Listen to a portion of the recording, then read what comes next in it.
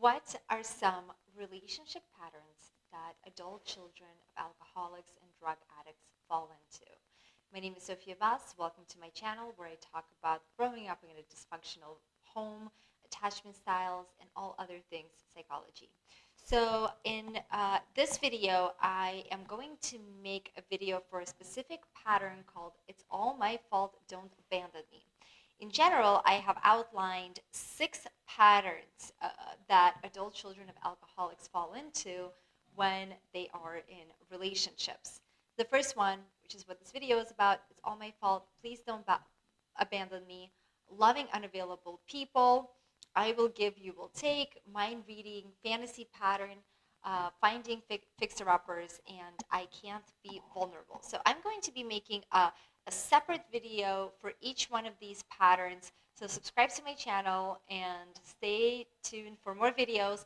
Also, you can find more material in my 8-week course for adult children of alcoholics where I go deeper into these issues, and I also give you specific homework assignments to work on individually. So relationships are essential to survival. We need to be a part of a group. We need to be with people in order to survive. And we are wired for that. And so growing up in a home, no matter how bad it is, we are going to find ways to adapt to our situation and maintain the relationship to the best degree that would continue our survival. So in the case of adult children of alcoholics, they had to swallow a lot to maintain relative peace. So parents could be angry, mad, drunk, and adult children of alcoholics always had to figure out a way to not rock the boat, to kind of stay out of this wrath of anger that could have been projected into the household, projected directly into them. And so adult children of alcoholics had to learn to become kind of like a cushion for the parents' anger and walk on eggshells to not cause like any more conflict. And so the fear of abandonment, the fear of being blamed, the fear of being criticized usually still lives with adult children of alcoholics into their adult lives. And then those feelings are also projected onto other people. And also in those situations, not learning how to negotiate for yourself, not learning how to manage conflict properly, not trusting that other people can help you with that and listen to you. Because the other thing is that adult children of alcoholics usually could not express their negative emotions to their parents. They would be dismissed or ignored or even blamed or gaslit. So keeping your emotions in and basically paying attention to the environment to make sure that you are in the most safe position that you can possibly be. And so that fear of being abandoned then translates into, let's say, like adult romantic relationships.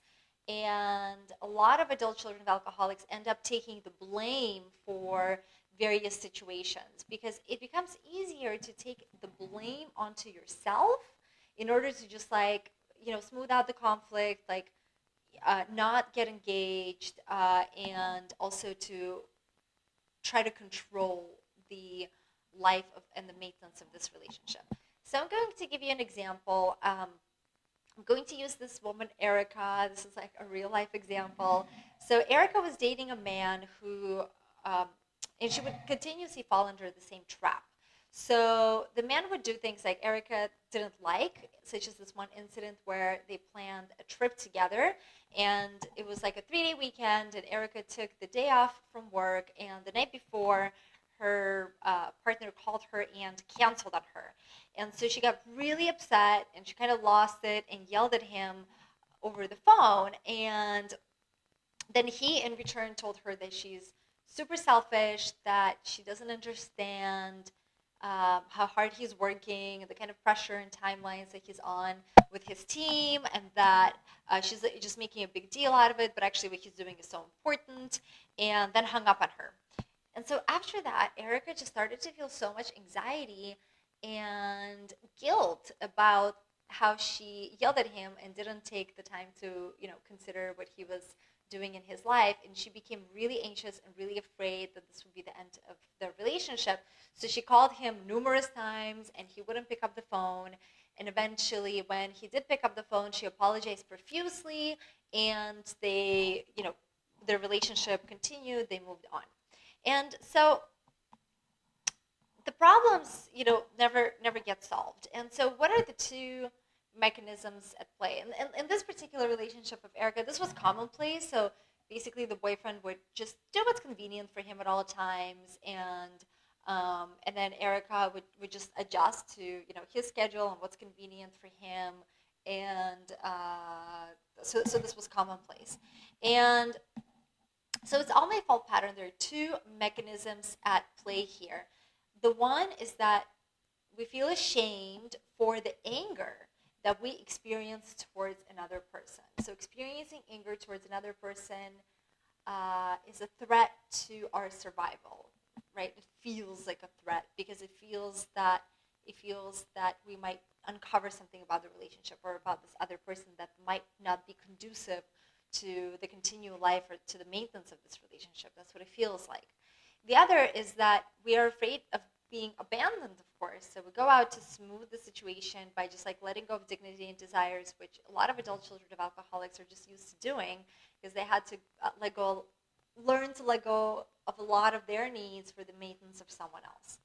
And so the reason why that this is really difficult to navigate is both psychological and physiological reasons. So people who have complex PTSD, people who have experienced trauma in their early life are going to have difficulty with this because when a conflict situation arises, even if it's a minor conflict, your body goes into this fear mode, which causes you to feel overwhelmed. And it's very difficult to organize your ideas. It's very difficult to pay attention to what you're feeling at the same time, to pay attention to what's going on in the environment. And so you suddenly want to protect yourself.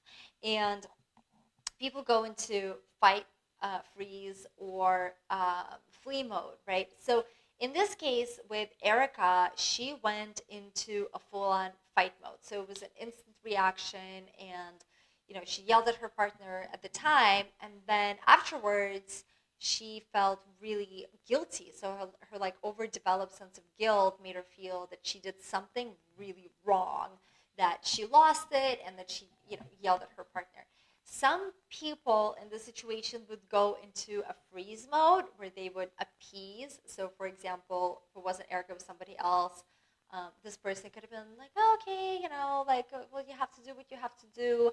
And then afterwards feel a tremendous sense of rejection, guilt, anger, and then usually that person would turn that onto themselves. So feelings of you must not be worthy enough for this, in this situation for this person, let's say, to take that trip with you. You might not be good enough, feelings of rejection that no one wants to spend time with you and spend this time together and give you this joy of togetherness and joy of connection. And so that can turn into these kind of depressive feelings about yourself and worthlessness. So what to do in these situations? Now, the reason why it's really difficult for adult children of alcoholics to engage in conflict immediately and to be able to negotiate for themselves is because of this very overwhelming response, psychological, physiological. So I'm going to share with you a few fast thumps rules that you can adapt for yourself. So number one is, if anybody raises their voice on you, calls you names, or makes statements about your character, global statements about your character, the best thing that you can do if you're feeling overwhelmed is just to walk away in this moment. And afterwards, just take some time, practice your coping skills to come back down. And when you're in a more calm state, figure out what happened, right? From more of a logical, rational perspective. And by doing that, you also give the other person space to consider what they said or what they did, right? Like when they also acted maybe out of similar place that you acted, out of some form of feelings of overwhelmed or rejection or whatnot. So you're helping yourself, and you're also sort of helping the other person. The best thing to do is not to react. However, the people that go into this freeze mode pay very close attention to turning those emotions against yourself. So if you're feeling like feelings of worthlessness connected to other people, if you're feeling feelings of rejection connected to other people, take some time and really um, ground in yourself, right? Really ground in yourself and notice when you're turning those negative emotions against yourself. So taking some time out and then coming back with how you felt about the situation and how, what it was that you were needing at the time, and what conclusions you came away with from this time that you spent thinking about it. So in Erica's situation, so what she could have done, right, is she could have come back and she could have made some I statements, just saying, for example, I feel so disappointed that we're not going to take this trip together. I was really looking forward to it, because that's really what was happening, right? Like she was looking forward to the trip, didn't happen. She got upset, and it turned into like a mixture of feelings. So stating exactly that, like that sucks. I was really looking forward to it, and yeah, I'm disappointed. And then just sit back and see what the person does. So if the person puts more blame on you, that's a problem. Or if the person, understands where you're coming from, and get together, promises to make it up to you next time, and actually, does something about it, offers you a gesture, some form of showing that they care. So in that situation, that could have been done that way, right? So right. So what to do about this?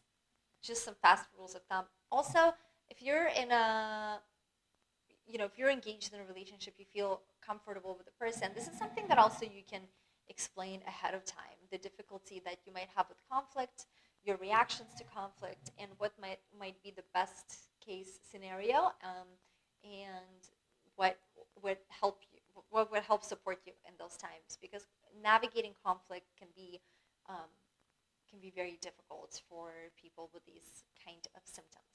All right, so I hope you enjoyed this video. Please leave in the comments, um, does this make sense or not? Ask me any questions, and I'm going to try my best to answer it in my Q&A series. Um, and check out my workshop for adult children of alcoholics. All the links are below. And also, if you're interested in booking a one-on-one coaching session with me, you can do that as well.